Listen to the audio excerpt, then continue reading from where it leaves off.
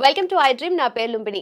Weight loss programme పేరు వినంగానే చాలా మంది కూడా వెయిట్ లాస్ అవ్వాలని అనుకుంటుంటారు. Of course I know crash diets చాలా ఫాలో అయి ఉంటారు. రిజల్ట్స్ రాక నెక్స్ట్ ఏం చేద్దామా అనే ఆలోచనలో ఉంటే కనుక here is a very healthy way, that's homeopathy way. ఈరోజు మనతో పాటు ఉన్నారు famous and most prominent person Bharadwaj గారు, homeopathy specialist. Let's talk to him. Hello sir, నమస్తే. నమస్తే అండి. కార్డియో ఉంటుంది, స్ట్రెంగ్త్ ట్రైనింగ్ కానీ, లేదంటే మజిల్ బిల్డింగ్ కానీ ఉంటుంది. కొంతమంది ఎక్కువ కార్డియో చేసేస్తూ ఉంటారు సో దట్ ఎక్కువగా తొందరగా వెయిట్ లాస్ అవుతాము అని చెప్పేసి. సో దీంట్లో మనము మిక్స్ ఆఫ్ బోత్ చేస్తేనే అవుతారు అనేది it's a very practical thing కదా. సో దీన్ని మీరు how would you approach? So 2 things. ఎక్సర్‌సైజ్‌ని మనం ఎందుకు చేస్తున్నాం? మన హెల్త్ కోసం చేస్తున్నామా? వెయిట్ లాస్ కోసం చేస్తున్నామా? వెయిట్ లాస్‌కి డిఫరెంట్ టైప్స్ ఆఫ్ ఎక్సర్‌సైజెస్ చేయాలి. మీరు హెల్తీగా ఉండాలి, చాలా ఫిట్‌గా ఉండాలంటే డిఫరెంట్. ఓకే. మనకు 9 టైప్ ఆఫ్ అడాప్టేషన్స్ ఉన్నాయి. స్ట్రెంగ్త్ అంటాం, స్పీడ్ అంటాం, పవర్ ఎక్సర్‌సైజెస్ అంటాం, హైపర్ట్రోఫీ ఎక్సర్‌సైజెస్ అంటాం, లోకల్ ఎండ్యూరెన్స్ అంటాం. అదేవిధంగా మిడ్ డ్యూరేషన్ ఎండ్యూరెన్స్ అంటాం, షార్ట్ డ్యూరేషన్ ఎండ్యూరెన్స్ అంటాం, లాంగ్ డ్యూరేషన్ ఎండ్యూరెన్స్ అంటాం, హైపర్ట్రోఫీ ఎక్సర్‌సైజెస్ అని, స్కిల్ అని, ఇలా 9 టైప్ ఆఫ్ ఎక్సర్‌సైజెస్ ఉంటాయి. సో ఎట్లా అంటే ఫర్ ఎగ్జాంపుల్ మనము మెల్ గిబ్సన్‌ది ఒక సినిమా ఉంటుంది. అపోకలిప్సో అని, రైట్? సో ఆ సినిమాలో చూపిస్తాడనమాట. ఒక ట్రైబల్ లైఫ్ స్టైల్ ఎలా ఉంటుంది అని చూపిస్తాడు. దాంట్లో ఒక సీన్ ఉంటుందన్నమాట. ట్రైబ్ అంతా వెళ్తూ ఉంటారు. పెద్ద చెట్టు పడిపోతుంది. ఆ చెట్టుని అందరూ కలిసి లేపి పక్కన పెడతారు. So that is strength. Okay. అదేవిధంగా ఒక ట్రైబ్ వీళ్ళని అటాక్ చేస్తుందన్నమాట. ట్రైబ్ అటాక్ చేసినప్పుడు వీళ్ళు వాళ్ళని పంచ్ చేస్తారనమాట. కొట్టుకుంటారు. అదేం చూపిస్తుందంటే పవర్. పవర్ అంటే బోత్ స్ట్రెంగ్త్, స్పీడ్ ఉంటుంది. వాళ్ళు ఎళ్ళేటప్పుడు ఒక జంతువు అడ్డం వస్తుంది. వీళ్ళని తరుముకుంటుంది. అక్కడి నుంచి ఫాస్ట్‌గా వెళ్ళిపోతారు. That is speed adaptation. Okay. ఒక ఆమె లోపల పడిపోతుంది. లోపల పడిపోయినప్పుడు ఆమె రాళ్ళన్నీ ఇట్లా ఎత్తి పెట్టుకొని పైకొస్తున్నాడు. రాళ్ళు ఎత్తి పెట్టడం ఇదేంటంటే లోకల్ ఎండ్యూరెన్స్. ఎండ్యూరెన్స్. ఓకే. అదేవిధంగా ఒక పులి అడ్డం వచ్చినప్పుడు వెంటనే పారిపోయేది షార్ట్ డ్యూరేషన్ ఎండ్యూరెన్స్. అదే కాకుండా ఒక వాటర్‌లో పడిపోయినప్పుడు 5 మినిట్స్, 10 మినిట్స్ వాళ్ళు ఈత కొట్టాలి. అది మిడ్ డ్యూరేషన్ ఎండ్యూరెన్స్. ఓకే. ఒక ప్లేస్ నుంచి ఇంకో ప్లేస్‌కి మైగ్రేట్ అయిపోవాలి. అంటే గంటలు నడవాలి. సో అది లాంగ్ డ్యూరేషన్ ఎండ్యూరెన్స్. సో ఈ విధంగా మన నేచర్‌లోనే మనకు 9 టైప్ ఆఫ్ అడాప్టేషన్స్ అనేవి ఉన్నాయన్నమాట. ఓకే. ఓకే. ఈ అడాప్టేషన్స్ మనం చేసినప్పుడు కొన్నిటికి కార్బోహైడ్రేట్ ఖర్చవుతుంది. కొన్నిటికి ఫ్యాట్ ఫ్యాట్. ఖర్చవుతుంది. ఓకే. ఓకే. సో మనము అన్ని అడాప్టేషన్స్ ఇంపార్టెంటే హెల్తీగా ఉండాలంటే. బట్ ఎస్పెషల్లీ ఫ్యాట్ లాస్ మనం కాన్సంట్రేషన్ అన్నప్పుడు కొన్ని ఎక్సర్‌సైజెస్ చేయకూడదు. దాంట్లో ఏంటంటే మీరు చెప్పినట్టు ఏరోబిక్ ఎక్సర్‌సైజెస్ ఏవున్నాయో they need carbohydrate. Aerobics exercises అనేవి మనము ఫ్యాట్ లాస్ కోసం చేయకూడదు. ఫ్యాట్ లాస్ కావాలన్నప్పుడు ఏరోబిక్ ఎక్సర్‌సైజెస్ చేయకూడదు. ఓకే. బట్ ఏరోబిక్ ఎక్సర్‌సైజెస్ చెడ్డవా అంటే చాలా మంచిది aerobic exercise. But they are not good for fat loss. Okay. మనము ఫ్యాట్ లాస్ కావాలంటే ఓన్లీ ఎనోరోబిక్ ఎక్సర్‌సైజెసే చెయ్యాలి. ఎనోరోబిక్ ఎక్సర్‌సైజెస్‌లో fat is a substrate for energy. Aerobic ఎక్సర్‌సైజెస్‌లో carbohydrate is a substrate for energy.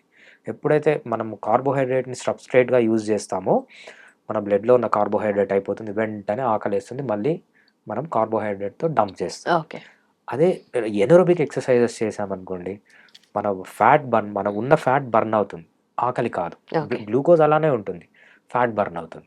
So ఆకలి కాకుండా ఫ్యాట్‌ని మనం వి విల్ లూజ్ ఫ్యాట్ అన్నమాట. ఓకే. ఫ్యాట్ బర్నింగ్ ఎక్సర్‌సైజెస్ అంటే ఎనోరోబిక్ ఎక్సర్‌సైజెస్. కార్బోహైడ్రేట్ బర్నింగ్ ఎక్సర్‌సైజ్ అంటే ఏరోబిక్ ఎక్సర్‌సైజ్ ఓకే. సింపుల్‌గా. Okay. Here comes the major part, sleep cycle. So right. Sleep cycle ఎలా ఉండాలి? ఎన్ని అవర్స్ ఆఫ్ స్లీప్ ఒక్కొక్కటి చెప్తూ ఉంటారు కదా. రైట్. సో వెయిట్ లాస్‌కి కూడా స్లీప్ అనేది ఏ రకంగా ఎఫెక్ట్ అవుతుంది? మనము 6 ఎలిమెంట్స్ అనుకున్నాం గదా! 6 ఎలిమెంట్‌లో ఫస్ట్ ఎలిమెంట్ వచ్చి మనము డైట్ అనుకున్నాం. ఓకే. నెక్స్ట్ ఎలిమెంట్ ఎక్సర్‌సైజు లేకపోతే స్ట్రెస్‌లెస్ లైఫు లేకపోతే అడిక్షన్స్ అని చెప్పట్లేదు. సెకండ్ ఇంపార్టెన్స్ వచ్చి స్లీప్. ఈ డైట్ అనేది 60% కాంట్రిబ్యూట్ చేస్తే స్లీప్ అనేది 20% కాంట్రిబ్యూట్ చేస్తది. ఓకే. రైట్? స్లీప్ అనేది నెక్స్ట్ ఇంపార్టెంట్ థింగ్. స్లీప్ గన సరిగ్గా లేకపోతే ఏమవుతుందంటే మన బాడీలో ఏ పార్ట్ రికవర్ కాదు. ఎస్పెషల్లీ మనం వెయిట్ లాస్‌కొచ్చే స్లీప్‌కి చాలా అడ్వాంటేజెస్ ఉన్నాయి. స్లీప్ అనేది మనకు రెజ్యువనేషన్ లాంటిదనమాట. ఈరోజు మనకు జరిగిన బాడీ డ్యామేజ్ అంతా మళ్ళీ రికవర్ కావాలి. రేపు మళ్ళీ యంగ్‌గా కావాలి. వన్ డే యంగ్ కావాలి. వన్ డే ఓల్డ్ కాకుండా అంటే మంచిగా నిద్రపోవాలి. సో, స్లీప్ యొక్క ఎఫెక్ట్ బాడీ పైన లేని పార్ట్ అంటూ లేదు. ఒక టిష్యూ లెవెల్‌లో తీసుకోండి, ఒక ఆర్గాన్ లెవెల్‌లో తీసుకోండి, ఒక సిస్టమ్ లెవెల్‌లో తీసుకోండి. ఎంటైర్ హ్యూమన్ బీయింగ్‌లో స్లీప్ అనేది చాలా ఇంపార్టెంట్ రోల్ ప్లే చేస్తుంది. మనం ఇప్పుడు వెయిట్ లాస్ గురించి చెప్తున్నాం కాబట్టి వెయిట్ లాస్‌కి ఎలా ఇంపార్టెంట్ అవుతుంది స్లీప్ అంటే, సో స్లీప్‌లో మనకేంటంటే బాగా నిద్రపోతే మనకు కార్టిజాల్, అడ్రినలిన్ అనే హార్మోన్ లెవెల్స్ తగ్గిపోతాయన్నమాట. ఎప్పుడైతే నిద్ర సరిగా ఉండదో ఈ అడ్రినలిన్, కార్టిజాల్ అనే హార్మోన్స్ బ్లడ్‌లో రైజ్ అవుతాయి. ఎప్పుడైతే ఇది రైజ్ అవుతాయో అడ్రినలిన్, కార్టిజాల్ అనే హార్మోన్స్ మన బ్లడ్‌లోకి గ్లూకోజ్ వస్తుందన్నమాట. హుహు. ఎక్కడి నుంచి వస్తుంది? ఫ్యాట్ నుంచి కొంత తయారవుతుంది. ఓకే. మన మజిల్‌లో గ్లైకోజన్ ఉంటుంది. గ్లైకోజన్ నుంచి కొంత తయారవుతుంది. మన బాడీలో మజిల్ ఉంటుంది. మజిల్ నుంచి కొంత గ్లూకోజ్ తయారై బ్లడ్‌లోకొస్తుందనమాట. ఎప్పుడైతే బ్లడ్‌లో గ్లూకోజ్ వస్తుందో ఇన్సులిన్ అనేది రైజ్ అవుతుంది. ఇన్సులిన్ అనేది ఫ్యాట్ డిపాజిషన్ హార్మోన్. రైట్? ఈ మన మజిల్‌ని అన్నిటిని మళ్ళీ తీసుకొని పోయి ఫ్యాట్ లాగా డిపాజిట్ చేస్తుందనమాట. సో, ఎప్పుడైతే మీకు ఇన్సులిన్ ఉంటుందో బాడీలో కార్బోహైడ్రేట్ ఉంటుందో, ఇన్సులిన్ ఉంటుందో, సో మీరు ఫ్యాట్ లాస్ అనేది కారు. ఓకే. సో, ఎప్పుడైతే ఇన్సులిన్ తగ్గుతుందో అప్పుడు మాత్రమే ఫ్యాట్ లాస్ అనేది అవుతారనమాట. సో, నిద్ర అనేది చాలా ఇంపార్టెంట్. నిద్ర ఏం చేస్తుందంటే మీ స్ట్రెస్ లెవెల్స్‌ని తగ్గించి, కార్టిజాల్‌ని, అడ్రినల్‌ని తగ్గించి, ఓకే. ఎప్పుడైతే కార్టిజాల్, అడ్రినలిన్ తగ్గిపోతాయో బాడీలో ఇన్సులిన్ కూడా తగ్గిపోతుంది. ఎప్పుడైతే ఇన్సులిన్ తగ్గిపోతుందో గ్లూకగాన్ అనే హార్మోన్ రిలీజ్ అవుతుంది. ఈ గ్లూకగాన్ అనే హార్మోన్‌నే ఫ్యాట్‌ని బ్రేక్ డౌన్ చేసి లిపోలైసిస్ అంటామనమాట. ఆ ఫ్యాట్‌ని బ్రేక్ డౌన్ చేసి దాన్ని ఎనర్జీగా యూజ్ చేసుకునే హార్మోన్‌నే మనం గ్లూకగాన్ అంటామనమాట. ఓకే. ఓకే. సో, అందుకు నిద్ర అనేది వెయిట్ లాస్‌లో చాలా ఇంపార్టెంట్. స్ట్రెస్. యాహ్! సో, మీరు బానే జెప్తారు. మీరు స్ట్రెస్ తగ్గించుకోమని జెప్పి, మాకు ప్రాబ్లమ్స్ మాకున్నాయని జెప్పి చాలామంది అనుకుంటారు. సో, ఎవరి లైఫ్‌లో ఏదో ఒక సోర్స్‌లో స్ట్రెస్ అనేది వస్తూ ఉంది. ఎస్పెషల్లీ ఆఫ్టర్ 30 ఎవరైతే వర్కింగ్ మెన్ ఉన్నారో, working and house managing women ఉంటారో, సో, వాళ్ళకి ఆఫ్టర్ 30 వెయిట్ లాస్ అనేది చాలా కష్టము. ఎందుకంటే ఆ సైకిల్‌లో లూప్‌లో పడిపోతూ ఉంటారు వాళ్ళు. ఆ 30-40 టైమ్ అనేది సో స్ట్రెస్‌ఫుల్ గదా! సో, అలాంటి వాళ్ళ కోసము ఏం జెప్తారు? ఎందుకంటే తగ్గించుకోండి అని చెప్తారు. బట్ అది కాదు మాకు కావాల్సింది. Something beyond that. బేసిక్‌గా మనం ఏం చేస్తామంటే స్ట్రెస్‌ని 3 లెవెల్స్‌లో క్లాసిఫై చేస్తామనమాట. హ్మ్. ఒకటేమో మీడియం స్ట్రెస్, అదేవిధంగా మోడరేట్ స్ట్రెస్, హ్మ్. సివియర్ స్ట్రెస్ అని 3 లెవెల్స్‌లో చేస్తామనమాట. ఓకే. సో, మెయిన్‌గా ఏంటంటే మనకు అక్యూట్ స్ట్రెస్ అంటాం. హ్మ్. అక్యూట్ స్ట్రెస్ అంటే ఏంటంటే ఫర్ ఎగ్జాంపుల్ మీరు రోడ్‌లో ఎళ్తున్నారు. బైక్‌లో ఎళ్తున్నారు. హ్మ్. ఎవడో వచ్చి డాష్ ఇచ్చాడు. వాడిని మీరు తిడతారు. మీరు వాడిని తిడతారు. హ్మ్. ఒక 10 నిమిషాలు తిట్టుకుంటారు. లేకపోతే కొట్టుకుంటారు. ఎళ్ళిపోతారనమాట. హ్మ్. వాడి పని వాడు చూసుకుంటాడు. మీ హ్మ్. పని మీరు చూసుకుంటారు. హ్మ్. ఇది acute stress. Okay. Acute stress అనేది మన బాడీకి చాలా మంచిది. ఇదేం ఓకే. చేస్తుందంటే మన అన్ని సెన్సెస్‌ని, మన అన్ని ఇమ్యూన్ సిస్టమ్‌ని బూస్ట్ చేస్తుంది. ఓకే. అక్యూట్ స్ట్రెస్ అనేది చాలా మంచిదనమాట. దీని గురించి మనం వరీ కావాల్సిన అవసరం లేదు. ఓకే. అంటే రోజు జరిగే చిన్న చిన్న స్ట్రెస్ సడెన్‌గా ఇట్లా వచ్చేసి పీక్స్‌కెళ్ళిపోయి మళ్ళీ కూల్ డౌన్ అయిపోతాం. కూల్ డౌన్ అయిపోతుంది. Right. Right. So, that is good. Okay. మీ ఇమ్యూనిటీకి గాని అన్నిటికి మంచిది. అక్యూట్ స్ట్రెస్ అనేది చాలా మంచిది. నెక్స్ట్ వచ్చి medium stress, hmm. Moderate stress అంటామనమాట. ఓకే. మోడరేట్ స్ట్రెస్ అంటే around 3 months. For example 3 months తర్వాత మీకు ఎగ్జామ్ ఉంది. రైట్? స్ట్రెస్ ఉంటది. లేకపోతే ఒక ప్రాజెక్ట్ మేనేజర్ అనుకోండి. హ్మ్. 3 నెలల లోపల వాడు ఆ డెలివరీ చేయాలి. సో, అది medium stress. Okay. Medium stress కూడా బాడీకి చాలా మంచిది. ఎప్పుడైతే ఈ మోడరేట్ స్ట్రెస్ ఉంటుందో దానివల్ల ఏమవుతుందంటే ఫోకస్ పెరుగుతుంది. రైట్. రైట్? మన చేసే ఎఫర్ట్ పెరుగుతుంది. సో, మనల్ని ప్రపంచాన్ని మర్చిపోయి మనము మన పనిలో మనం ఉంటామనమాట. మోడరేట్ స్ట్రెస్ కూడా చాలా మంచిది. ప్రాబ్లమ్ వచ్చేదేంటంటే క్రానిక్ స్ట్రెస్. హ్మ్. ఈ క్రానిక్ స్ట్రెస్ అంటే ఏంటంటే మెయిన్‌గా ఎప్పుడైతే స్ట్రెస్ అనేది 3 నెలల కంటే ఎక్కువ ఉంటుందో దాన్ని క్రానిక్ స్ట్రెస్ అంటాం. ఓకే. మెయిన్‌గా మనకు సాఫ్ట్‌వేర్ ఎంప్లాయీస్ చెప్పేదేంటంటే, "సార్ నా ప్రాజెక్ట్ 3 నెలలే హ్మ్. అయిపోతుంది. వాడిని తట్టుకోలేకపోతున్నాం, ఆమెను వెరీ భరించలేకపోతున్నాము." ప్రాక్టికల్ ప్రాబ్లమ్ ఆ! ఇది. ఆ! నేను గాని ఒక 100 మంది సాఫ్ట్‌వేర్ ఎంప్లాయీస్‌ని తీసుకొనొస్తే ఓకే. వాళ్ళకి ఎక్స్‌ప్లెయిన్ చేసి ఇది మీడియం స్ట్రెస్సు, ఇది అక్యూట్ స్ట్రెస్సు, ఇది లాంగ్ డ్యూరేషన్ స్ట్రెస్సు. సో, నీ ప్రాజెక్ట్ అంటే 3 నెలలే ఉంటుంది. తర్వాత అయిపోతుంది. హ్మ్. ఎందుకు నువ్వు ఈ స్ట్రెస్‌లో ఉన్నావు? ఎందుకు నీ కార్టిజాల్ లెవెల్స్ రైజ్ అయ్యాయి? అని ఓకే. వాళ్ళని అడిగితే ఓకే. మేనేజర్ అంటారనమాట. హ్మ్. లేకపోతే ఒక హార్ట్ బ్రేకప్ అంటారనమాట.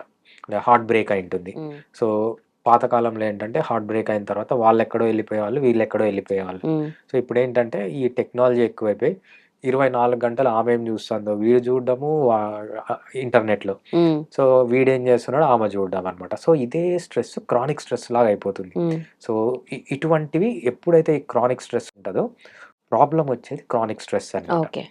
ఈ క్రానిక్ స్ట్రెస్‌కి మనకు 3 డిఫరెంట్ వెరైటీస్ ఉన్నాయన్నమాట. ఈ స్ట్రెస్‌ని కంట్రోల్ జేయడానికి. ఒకటేంటంటే ఇంటర్‌పర్సనల్ రిలేషన్‌షిప్స్‌ని బాగా పెంచుకోవడం.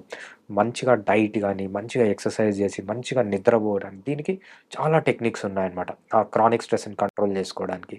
సో ఇవన్నీ పాటిస్తే ఏంటంటే క్రానిక్ స్ట్రెస్ కూడా కంట్రోల్ అయ్యి బాడీలో కార్టిజాల్, అడ్రినలిన్ అనే హార్మోన్స్ తగ్గిపోయి సో వెయిట్ లాస్ అనేది చాలా ఈజీగా ఉంటుంది.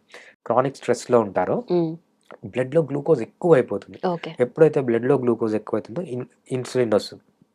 ఎప్పుడైతే బాడీలో బ్లడ్లో ఇన్సులిన్ ఉంటుందో you will not lose weight. ఎప్పుడైతే ఇన్సులిన్ ఉంటుందో only carbohydrate will be used as energy. ఆ ఇన్సులిన్ తగ్గాలి అంటే స్ట్రెస్ లెవెల్స్ తగ్గాలి.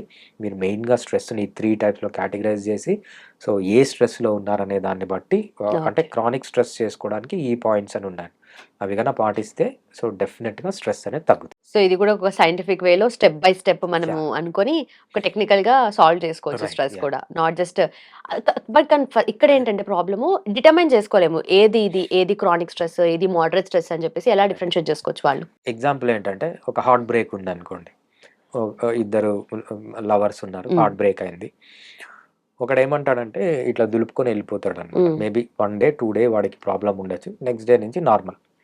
సో అట్లాంటిదే ఇంకోటి ఏమవుతుందంటే 3 నెలలు ఉండొచ్చు ఇంకొకడికి, రైట్? 3 నెలలు బాధపడి 3 నెలల తర్వాత బయటకు వస్తాడు. ఇంకోటి జీవితాంతం బాధ పెట్టుకుంటాడు. సో అది టైప్ ఆఫ్ స్ట్రెస్, వీడు ఎలా తీసుకుంటాడు, ఎవరి పర్సనాలిటీ బట్టి అది. అనేదాన్ని. సో సేమ్ స్ట్రెస్ ఒకడికి అక్యూట్ స్ట్రెస్ ఉండొచ్చు, ఒకటికి మోడరేట్ స్ట్రెస్ ఉండొచ్చు. అదే ఇన్సిడెంట్ ఇంకొకటికి క్రానిక్ స్ట్రెస్ లాగా మారచ్చు అనమాట. ఓకే. ఈ క్రానిక్ స్ట్రెస్సా, అక్యూట్ స్ట్రెస్సా, లేకపోతే మోడరేట్ స్ట్రెస్ అనేది వాళ్ళ రియాక్షన్ని బట్టి ఉంటుంది. సాఫ్ట్వేర్లో కూడా అంతే. ఒకడు మేనేజర్ తిడితే దులుపుకొని వెళ్ళిపోతాడు, ఒకడు మేనేజర్ తిడితే ఇంకా 3 నెలలే కదా అని 3 నెలల్లో అడ్జస్ట్ అవుతాడు. ఇంకోటి ఏంటంటే మేనేజర్ నాతో జీవితాంతం ఉంటాడు కాబట్టి వాడు జీవితాంతం స్ట్రెస్ ఉంటుందని వాడు అనుకుంటాడు. అంటే ఇది ఏం జరిగింది అనే ఇన్సిడెంట్స్ దాన్ని బట్టి ఉండదు అనమాట స్ట్రెస్ అనేది. ఈ పర్సన్ ఎలా రియాక్ట్ అవుతున్నాడు అనే దాన్ని బట్టే అక్యూటా, లేకపోతే మోడరేటా, లేకపోతే క్రానిక్ స్ట్రెస్సా, దాంట్లో కూడా ఇంటెన్సిటీ ఉంటుంది. సో అక్యూట్ స్ట్రెస్ని ఎలా తగ్గించుకోవాలి అనే దానికి టెక్నిక్స్ ఉన్నాయి, మీడియం స్ట్రెస్ని ఎలా తగ్గించుకోవాలనే దానికి కొన్ని టెక్నిక్స్ ఉన్నాయి, అదేవిధంగా ఈ క్రానిక్ స్ట్రెస్ని తగ్గించుకోవడానికి కూడా టెక్నిక్స్ ఉన్నాయి అన్నమాట. వాటిని బట్టి మనము అడ్వైజ్ చేస్తే, అంతేకాకుండా ఆన్ టాప్ ఆఫ్ ఇట్ ఈ స్ట్రెస్ మేనేజ్మెంట్కి హోమియోపతిలో ఎక్సలెంట్ మెడిసిన్స్ ఉంటాయి. ఈ స్ట్రెస్ అంతా మన ఎమోషన్స్ నుంచి వస్తుంది అనమాట. ఆ ఎమోషన్స్ని కంట్రోల్ చేయడానికి సైడ్ ఎఫెక్ట్స్ లేని మెడిసిన్స్ హోమియోపతిలో ఉంటాయి కాబట్టి అక్కడ కూడా హోమియోపతి అనేది స్ట్రెస్ మేనేజ్మెంట్లో చాలా బాగా పనిచేస్తుంది. Okay, thank you so much and thanks for your time sir. You're doing an amazing job, please keep doing it. Thanks అండి. చూసారు కదా, సో వెయిట్ లాస్ అవ్వాలి అని అనుకున్నా, వెయిట్ లాస్ అయిన తర్వాత మెయింటైన్ చేయాలని అనుకున్నా, దిస్ అ వెరీ హెల్దీ వే, అది కూడా హోమియోపతి వే. అది తెలుసు, వెయిట్ లాస్ అనగానే మీకు మైండ్లో చాలా క్వశ్చన్స్ పాపప్ అయి ఉంటాయి. సో కింద కామెంట్ సెక్షన్లో మెన్షన్ చేయండి. అండ్ ఫర్దర్ డీటెయిల్స్ కావాలి అని అనుకుంటే, మీరు కూడా you have to take part అని అనుకుంటే కనుక కింద మెన్షన్ చేసిన నెంబర్కి do call. Thank you so much for watching. Keep watching I dream.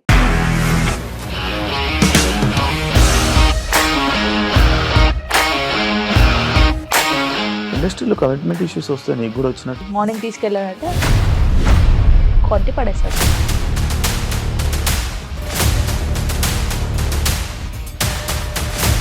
ఒక్కళ్ళు కూడా చూడలేదు ఈ సినిమా అని చెప్పడానికి కూడా చాలా ధైర్యం కావాలి. అది నిజం కదా, దాంట్లో ధైర్యం ఏంటి? ఇది నెక్స్ట్ డే ప్లేట్ మార్చేస్తే తప్పు కదా. As of now we're comfortable this అని నేను అనుకుంటున్నాను. రష్మిక గారిది మీది ఒకే ఊరంట కదా? నీకు కోపం వచ్చిందంటే బాగా తిట్టేత్తరా? తిట్టేద్దామండి. నిజంగా గేమ్ ని ఎలా చేంజ్ చేయగలిగారు? ఏపీఎస్ఎఫ్సి వాళ్ళకి 6 నెలల్లో నేను 6 లక్షలు కట్టా. బిజినెస్ చేయాలనుకుంటే it is as difficult as riding a tiger.